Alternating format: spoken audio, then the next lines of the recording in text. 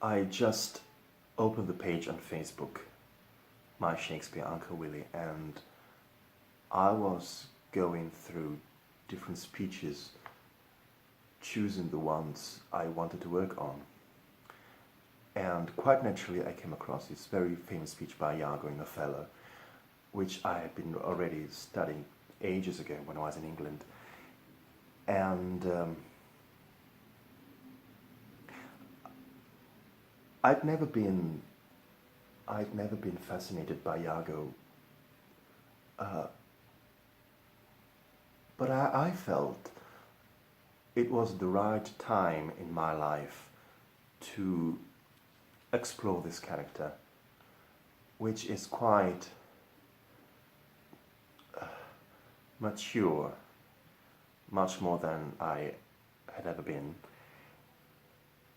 So all of a sudden I found myself loving this character and having fun playing it.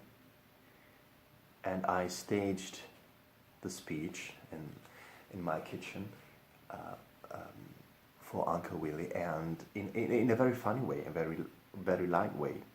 I imagined Iago baking a cake while he was, making up ideas and things to take revenge on Othello, and I imagined that Iago was a very light man, very cruel, obviously, and he would bake a cake because it was the easiest thing he could do to make up this terrible trap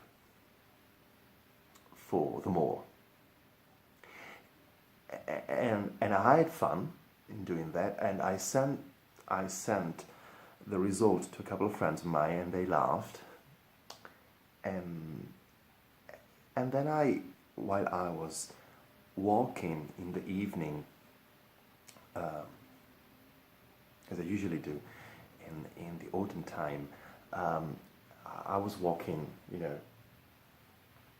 around my house in the neighborhood, and I decided I wanted to work on different chapters of Iago's life and telling Othello through the vision of Iago.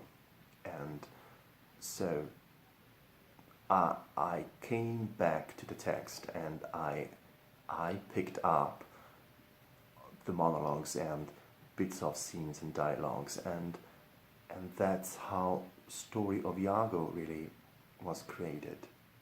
And I quite like the title, which is very simple, but it's effective to me. Story of Jago. What you will see is Iago in his quiet loneliness, in his private world, the kitchen, which is my private world, and doing very stupid things, such as baking a cake, as I said before, or washing the dishes, or watching TV, or hoovering around. Because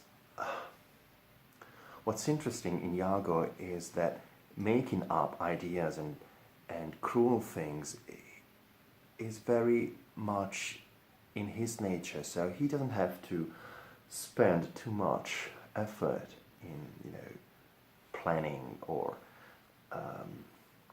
being a naughty boy. He can hoover around or wash the dishes, or, as I said before, bake a cake, and while doing that he has sparkles and fires of ideas. So it's a very mocking way, it's a very light way to enter the world of this fascinating, mysterious character.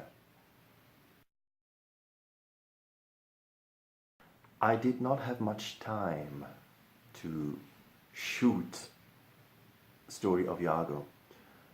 You have to imagine, I work in my kitchen, in my very kitchen of my very house, and the dog is always around, and people, you know, they call you on the phone, or my wife, she comes back from work, and so I have to concentrate very, very strongly and produce the energy in a couple of minutes or just 1 hour maybe. And when I play the character, as I play Jago in the story of Jago, I look at the fridge and I have to imagine the fridge is a castle, or the fridge is a person I'm talking to, or I wash the dishes and I have to concentrate on the dishes and learn the lines. I mostly learn the lines while on the bus, or, you know, queuing up anywhere.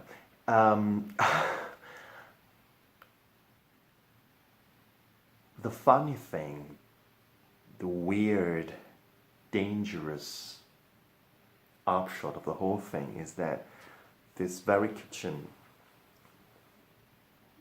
turns into a whole world, into a very intimate and private and profound, deep world, the world of the character, the world of the play.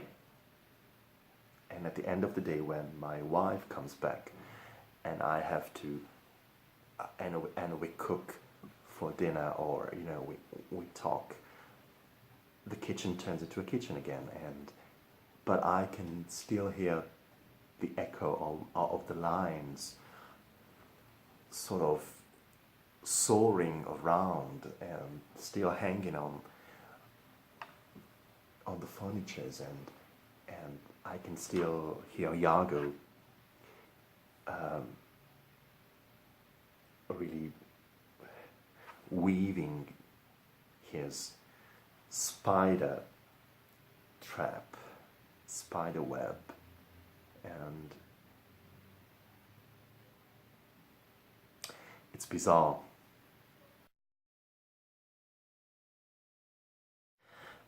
Because I had very little time to study the character. Well, not really to study the character. I had very little time to stage the 8 chapters and shoot them. I had to concentrate very much, and I had to connect to myself and the character very quickly. And I can tell you that throughout playing Jago, I constantly asked myself what was going in Jago's mind, because he doesn't say much about himself. That's it's quite awkward compared to different characters, to all the other characters in Shakespeare, while characters such as Hamlet or, you know, Lear,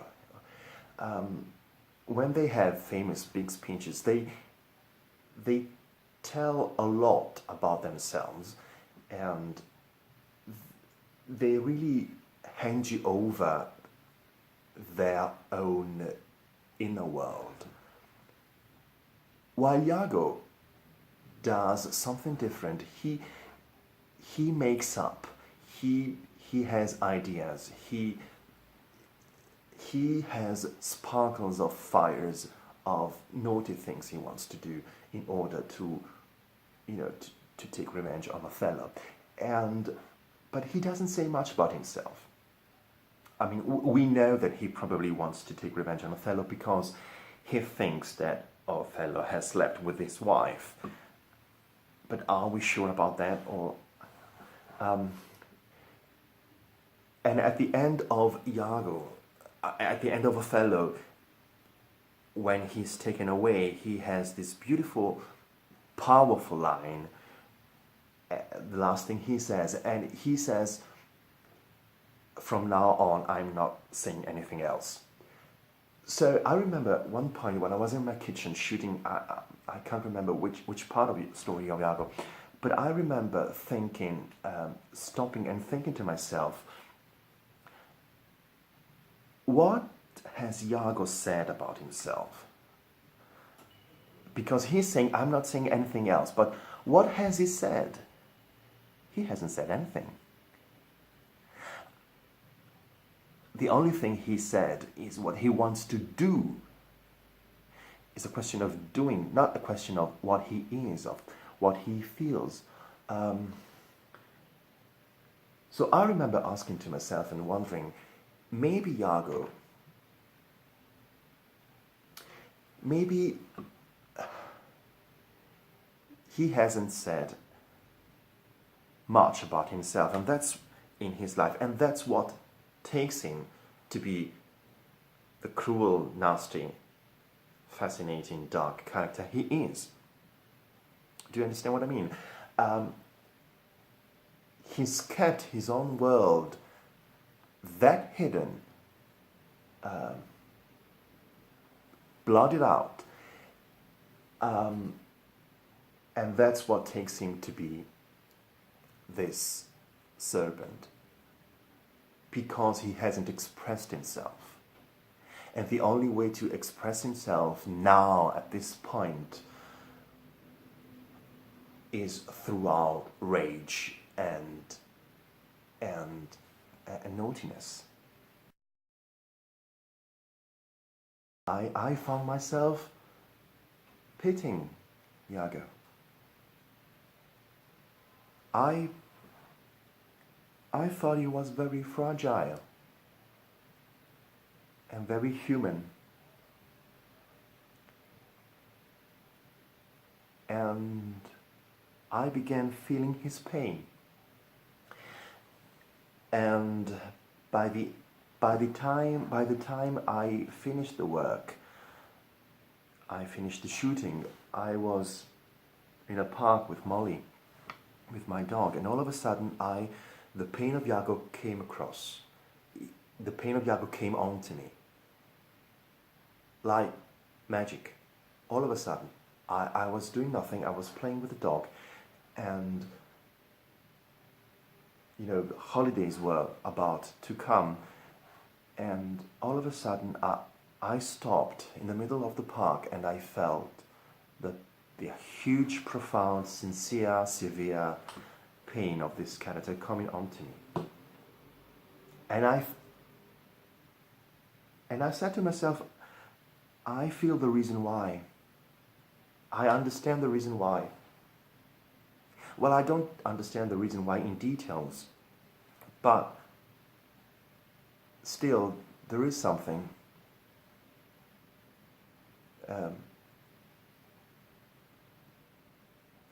And what is this something? And I dare to say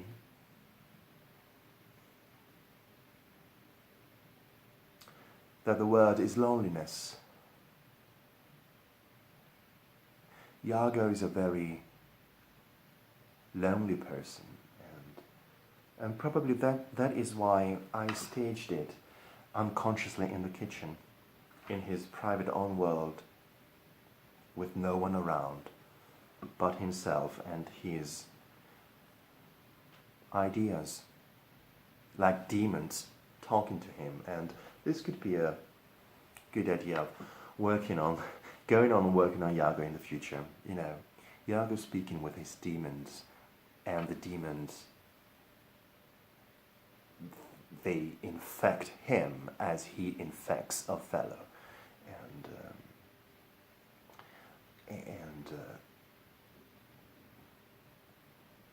but everything comes from loneliness, and that's what makes Jago a Shakespearean character. Loneliness. The characters of Uncle Willy, they have to face their own solitude, and from solitude they create what they are inside.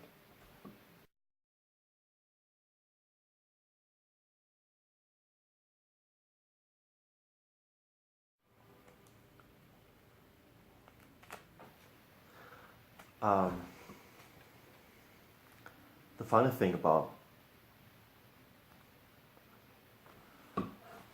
funny thing is that once you have a kitchen, once you have yourself, and once you have Shakespeare, you can do anything.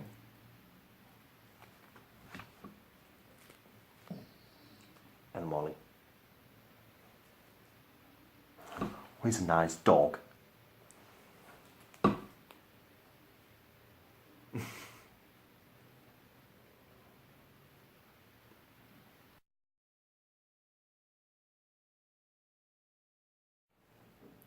Ha ingannato suo padre, sposando voi, e quanto più sembrava tremare per il vostro aspetto, tanto più lo amava.